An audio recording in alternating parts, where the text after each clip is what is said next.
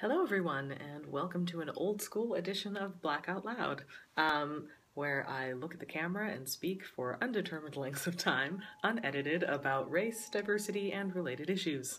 For those of you that are new to this series, I've been doing it for about a year, and the reason I give that little disclaimer at the beginning is because I recently started a PhD in expressive arts therapies, and so my last few videos have been really connected to some of my assignments and looking at the arts and how they intersect with multiculturalism, because that's the direction that my doctoral research is taking these days. So for those of you that have been around for a while, I'm sure you're probably sick of hearing about it, but thank you for sticking around, and I hope that this video is enjoyable to you. I refer to it sort of as an old school video because last year, around this time of year, it was also Halloween, and I had started a trend, not a trend, not like it was a national thing that I started, like, hey guys, no. I did this thing last year where I dressed up for Halloween as a historical woman of color. I was Zora Neale Hurston last year, and this year I am Miss Nina Simone.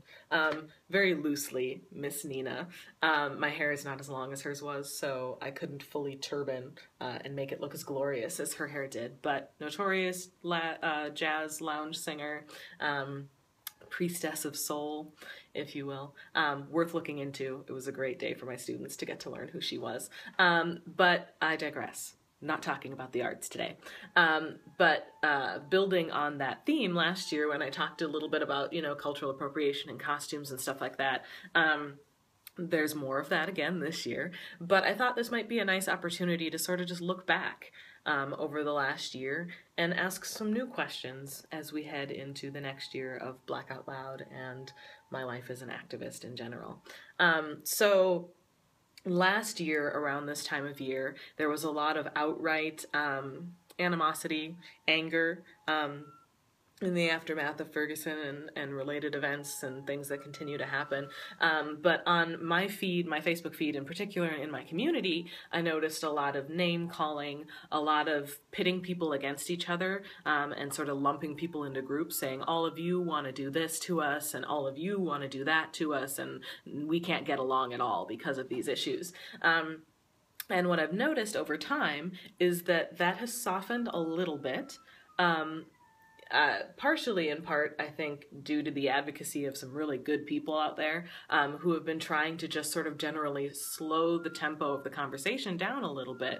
And that's been a goal of mine as well, encouraging people to really take the time to seek clarification when you're talking to each other, take the time to be understanding of your differences and acknowledging them up front. And so I've noticed a little shift in that the tempo of conversations has slowed a little bit and people seem better able to regulate that. But we've entered into a new territory now where instead of outright animosity and name calling, right now we've entered this era of sort of delegitimizing or trying to delegitimize people's issues. I see lots of posts on Facebook with headlines like, shut up about this already, or we're over this, or let's talk about what's really important. That's one I see a lot. And sort of trivializing things that matter to entire groups of people.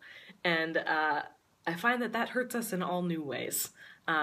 What that does when you set out to delegitimize somebody's experience or tell them that what they're experiencing is not important or it doesn't matter, is you're sort of doubling down on the existing oppression that person is already experiencing. So for instance, for me, as a woman of color, I can go out in my community and get called the N-word at a Walmart and then have somebody else in my community tell me that didn't happen or that doesn't matter because that doesn't represent the whole of the community. And while that's true, that doesn't represent the whole of the community, that situation still matters because it meant something to me. And so why would you seek to delegitimize that aside from to make yourself feel better? And what does that really do? Does that solve the problem? No, it doesn't. So if we as a people, and if we as a community, speaking of my own personal online community of friends as well as the general community at large, if we as a people pride ourselves on being people who take care of our own, people who, in my community especially, there are a lot of people of faith, people who are deeply rooted in a belief system that values love from their deity of choice, how can you not pass that on to the others in your world? How can you not extend the same forgiveness, the same care to other people? And I think a lot of it is rooted in fear and misunderstanding. It's far easier to delegitimize somebody else's experience than to acknowledge that there might be a problem and investigate what your own role in that problem might be. And so I want to challenge my community and challenge my friends, families, loved ones, people that I care about, and people who also care about other people. Do some digging. Do some real, honest digging.